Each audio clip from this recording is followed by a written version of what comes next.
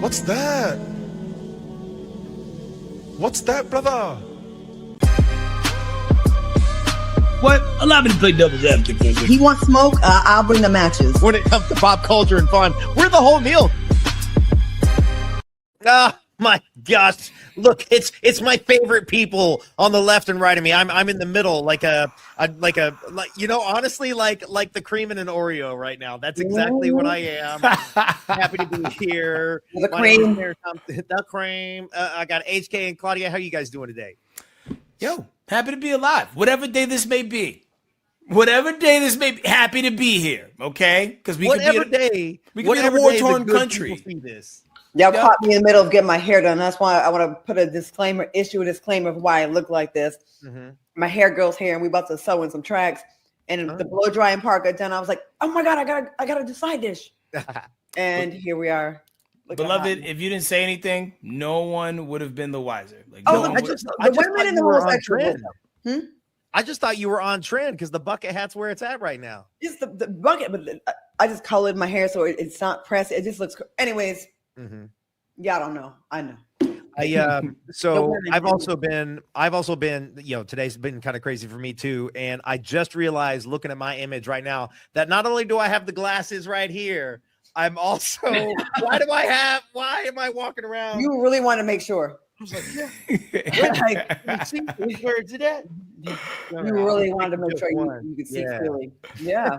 He is locked in, man. How y'all doing? How you doing, Head Crack? Yo, man, listen, man.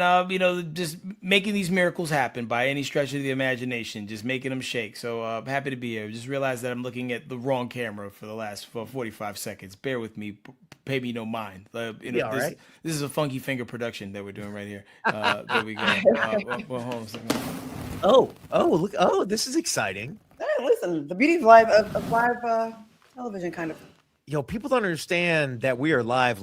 Like, we don't make this stuff up. I mean, we are making this stuff up. We don't write a whole lot of it down. We do the research so we can bring the articles to you, the good people, the hot goss to the good people. Yo, but here's the real talk. I was wondering, why framing was so off for a while, and then it was because it was the laptop camera as opposed to the normal camera. So bear with me as I become a full moon. Very high def now. Oh, very high definition. Looking good. Okay. You can see the years. No, thank you. I'm the oldest. I'm the OG here right now. So, but you look younger than everybody. Claudia, we don't have to get into this now because I know we got stories to get into. But I'm positive that I look older than you for sure. With that bucket hat on too, you could be in Bring It On 3. Hilarious as the mom. No, Do we have a funny video at the top of the show today or no? Feed me. Feed me. Feed me. Put the candy in the bag. Oh, how cute. A little bank robber. Oh my God, he can't get away with this. He didn't.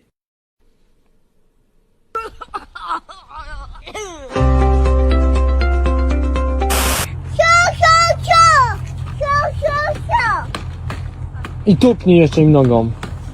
Dobrze, i wystraż je jeszcze.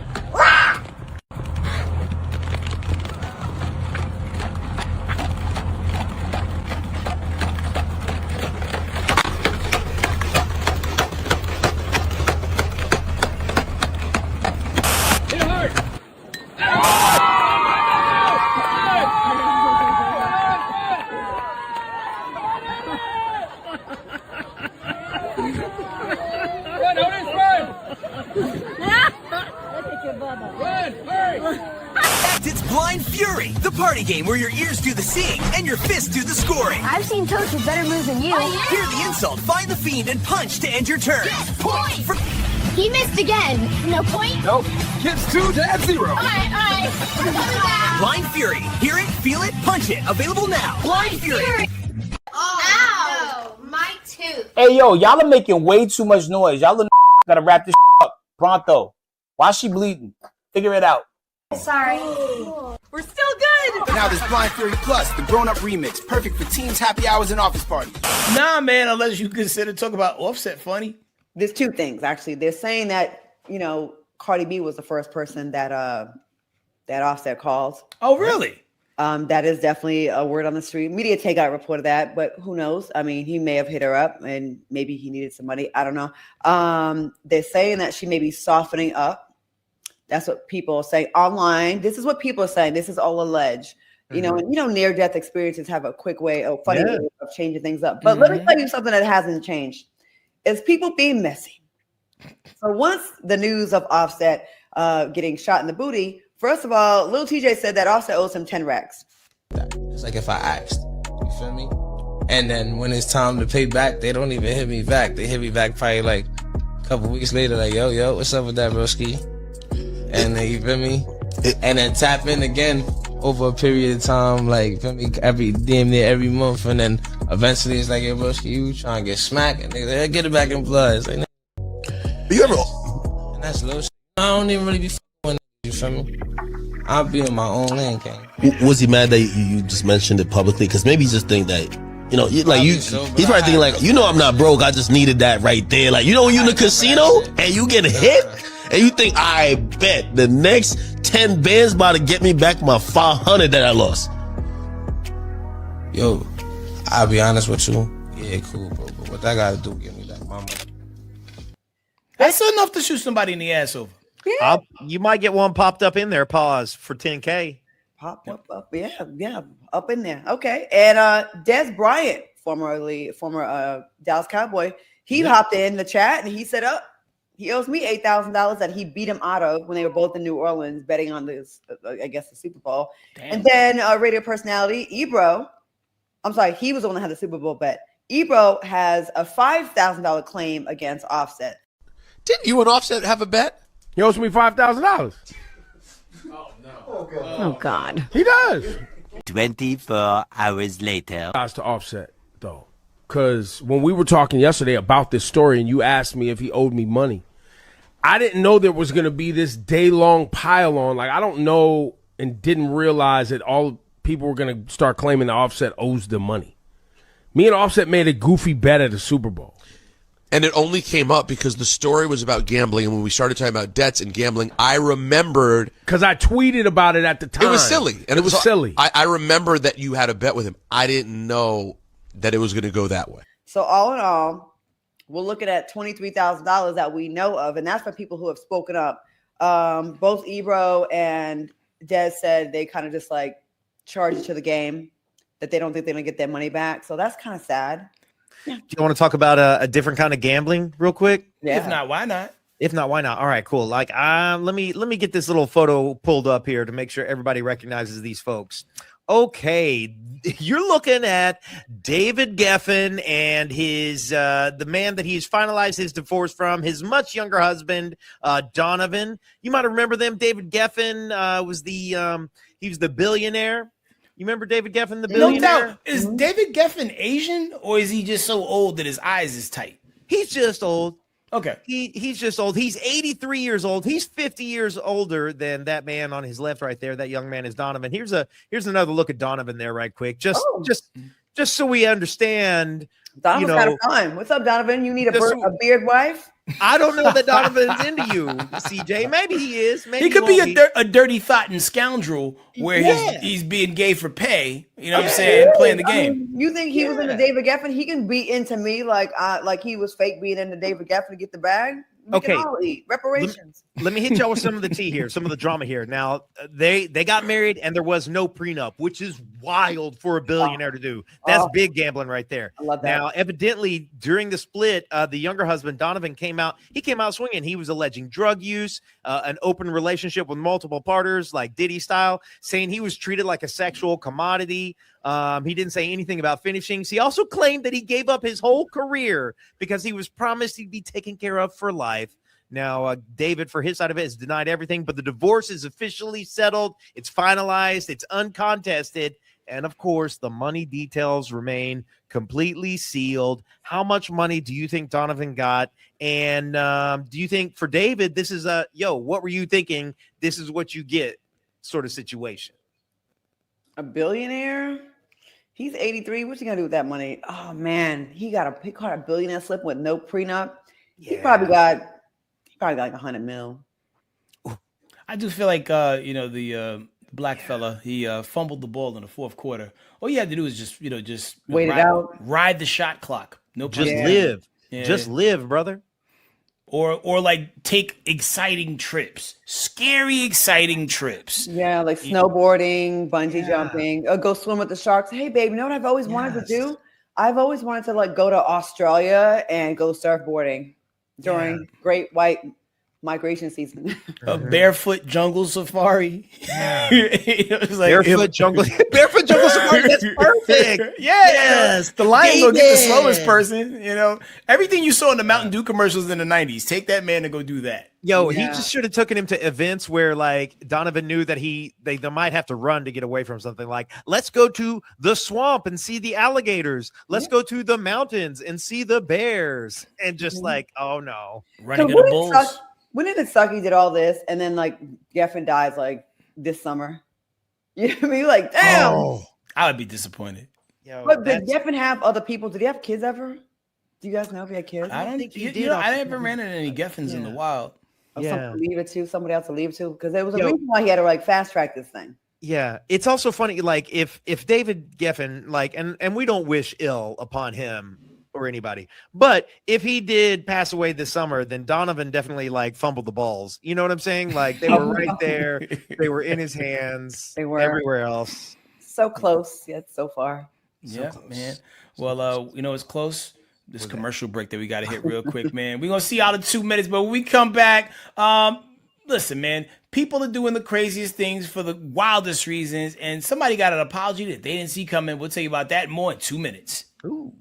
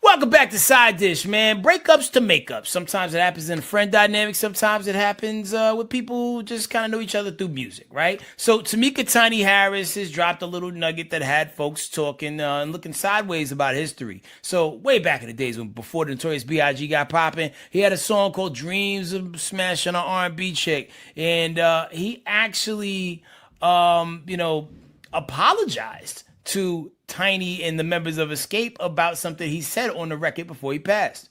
Biggie came out with the song, he was talking about us. It's a terrible thing to have to hear and everybody talking about it and whatever, but we didn't really care, we would cuss people out, we were like from the hoods. Here's the thing, he would come around to our shows. Or we had a show in New York or whatever, and Jermaine came to us and was like, Biggie is here, he wants to see you guys, he wants to, and everybody was like, no. And then we were at a party, and it was just me and Candy. The other two girls didn't like to party as much as me and Candy. So somebody came to us and said, Biggie's over here. He would like to talk to y'all. He wanted to apologize to y'all. And Candy was like, I ain't going over there talking that. And I was like, I'm gonna go over here and see what he's saying. So I went over there, and he was like basically apologizing, saying he was sorry for what he said. He was like, y'all are beautiful. But anyway, we made up, and it was a good thing. And then right after our conversation, the party was ending, everybody was leaving, and that happened. The fatal day that he actually got killed. Wow. Dang. So, and if you don't know what he said on the record, he said, I'm saying, I put Shantae more in stitches. I RuPaul before I put them ugly skate. That was a hard bar. That was a very hard bar. And that song got played a lot. It really did. But you know what? A lot of times when people talk trash about each other, 9 times out of 10, there's not apology. So the fact that he wanted to, I like that. And I think people should be allowed to apologize when they do stuff like that. Of course, we don't want people to do it in the first place. I mean, I've made my mistakes in my past. I've had to apologize to people. But like the second best thing to not doing it is to apologize to the person. And then he dies a few hours later. It's almost like he felt something and want to kind of clear the way on some things, like clear up some things, which is like, wow. That is wild. It is. I mean, it shows a little growth. It shows a little mental clarity. It's like, who knows what space he was in when he decided to write and record that rhyme. I'd rather bang RuPaul than that is crazy. And also that line hits different in lieu of the whole documentary. Oh, well, my thing is like in the documentary, it's like we talk about this night, in the Puffy documentary, they talk about the big night. Can I speak on the obvious for a second? What's that? Let's do it. Biggie calling anybody ugly? Well, he also said it in his raps. Heartthrob never black and ugly as ever. He definitely knew which box he checked. You know what I'm saying? In the lexicon of handsomeness. You think fat people should be able to fat shame other fat people? Well, I don't know, but if you're going to be a large person and your name is Biggie, you have to protect otherworldly confidence. And maybe, and I'm not saying that it was an act, but there are people who put on the act of the character, they put on the act of each name, they are that person. So he's functioning in that. I think, when people who are of the same thing that they're, shaming, right? It's almost like, like the past that, we black people give each other for the N-word. You know what I'm saying? Like, you can't be a skinny person fat shaming somebody and think you're going to slide unless you're in The Biggest Loser or something like that. You know what I mean? Like, so I think the big dudes do get a pass when they do it to other big dudes, but you can't be punching down. Right. If you're not also big boned. Like, he knows he's ugly. He knew he was ugly. He put in his raps and then he called them. You know what I'm saying? I'm just like, but that was the time though. Like, people used to like try to say the most shocking thing that they could say, to get that pop. And like nobody really seen anything like that prior to, Biggie doing Dreams. And then 50 Cent copied it and did the How to Rob song. And then eventually Nicki remade it. And a bunch of people then made other ones. I remember with Nas on Live at the Barbecue, like Verbal Assassin, my architect pleases. When I was 12, I went to hell for snuffing Jesus. Like, God duh. Like, bruh, like, relax. It's Tuesday. I was on the radio back in the day with Jamie Foxx. We had a show, The Foxhole, and we were in that era, early 2000s. And we had to, I've had to apologize for several things I've said back then because it was a different time. And in the moment, I get it. It was almost like being in the studio, like when you're a rapper, where you like talking shit. You're like, oh, I'll say anything for the joke. In the moment, you don't really mean it to the person, but I've gone to places where I'm like, damn, there's such damn. And I felt like super bad. I've definitely apologized for some of the things I've said. Not everything, no. Not the everything. Crazy thing, like, so never will. Man, like, because most of the things I say are observational, most of the things I say I really mean it, but and I mean no harm. Right. Because it's an observation. I've never had to directly. We had to apologize to a listener one time because like I bigged up Kanye West and his marketing acumen. And it was I remember. And that person doesn't watch the show anymore. So there's that. Oh man. What did you say? No, I was like bigging up their the apology. No, what were you talking about? What marketing was it of the? He dropped the $20 everything. Like he did the Super Bowl ad, and it was then, but then it was he the also, bait and switch. He pulled a bait and switch. Yeah, he did the ad, and then he also bigged up the same man who has the mustache of Charlie Chaplin. Pretty much around the same week, and the optics to some seemed like, oh, you don't care about us as a people, and it's like, no, I hate everybody equally. Okay, got it. Okay. Speaking of apologies, this next story is kind of crazy. I'm gonna pull this up over here. Y'all recognize this man right here, Michael J. Fox? Yeah. Did you know that he passed away, according to CNN here? What? I didn't hear that. So, unfortunately, he did not. He did not pass away, but CNN ran a whole thing. They ran his obituary and everything. Michael J. Fox is not dead. He's very much alive. A lot of folks know him from Back to the Future. Here he is now. Here he is, classic Back to the Future. You've seen this guy before.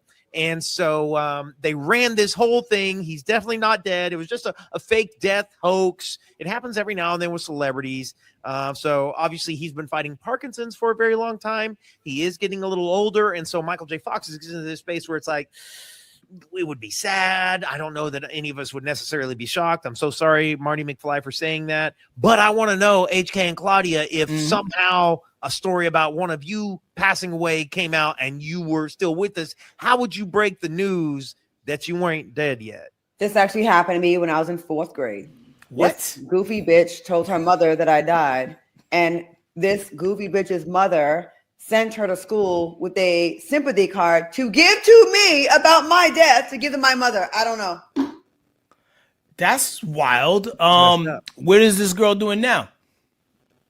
I have no idea, but bitch, I'm alive. Okay. Oh, yo, it'd be crazy if you outlived her, right? I did. I'm sure I did. She told her mother I died, but the mother gave the sympathy card to the daughter that brought it to school and said, "Here's for your mother." Bitch, I'm here. Maybe the mom knew. Maybe the mom knew that her daughter was a little slow. She might have been riding that other bus. I'm not going to say the one. You know the one. Early lunch. Yeah.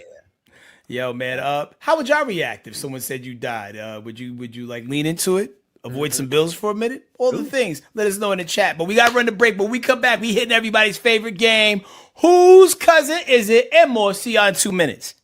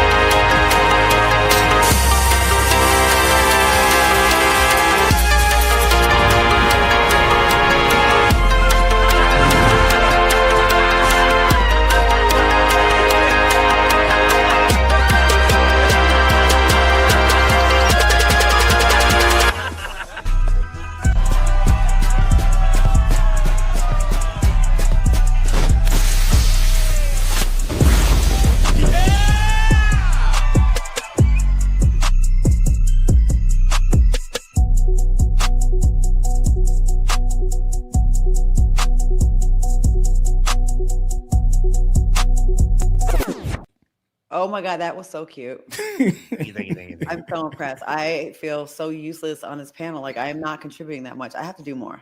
HK is a genius. You brought us a lot of HK is a stories, genius. and your energy, your swag. You know what I'm saying? Bucket hat Claudia, see murder in the building. That's right, see murder. Good ends. Okay, I owe more for this. Okay, it's time for everybody's favorite game now.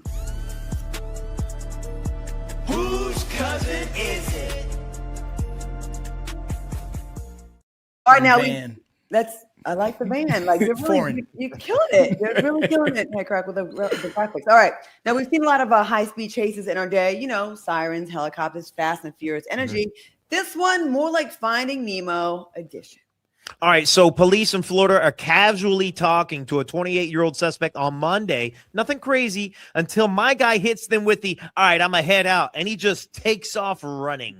Now, here's the problem. There's nowhere to go, no alley, no getaway car, just vibes and water. So what does he do? He jumps straight into the Halifax River like he's auditioning for the Olympics. And not a little splash either. He swims deep, like I think I can make it to another zip code type swimming. Meanwhile, the cop said, oh, we're doing water sports now, and pulls up on paddleboards like it's a beach day in Miami. Oh, my goodness. They glide over, scoop this man up, and bring him right back to the shore like, sir, this is not the escape room you thought it was. Charges, he got himself a bundle pack, loitering, prowling, resisting arrest with a splash of cardio.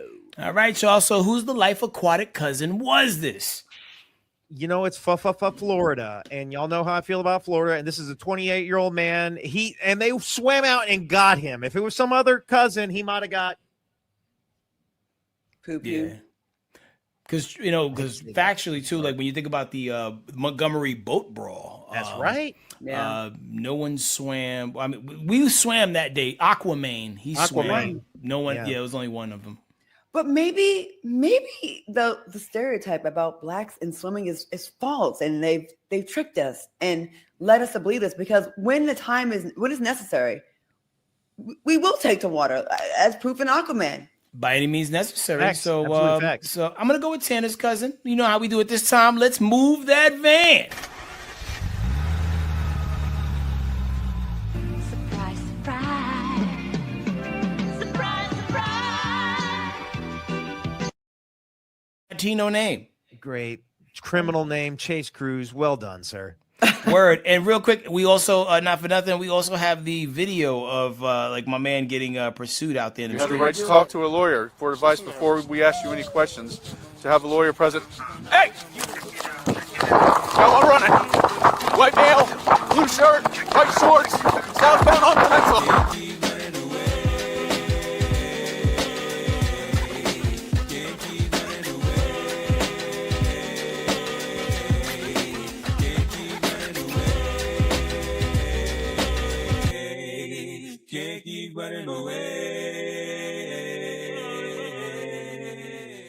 Well, this was fun. My hair's up again next time, I promise. I had a good time. Hey, guys, thank you so much for tuning in. We got more side dishes coming for you tomorrow.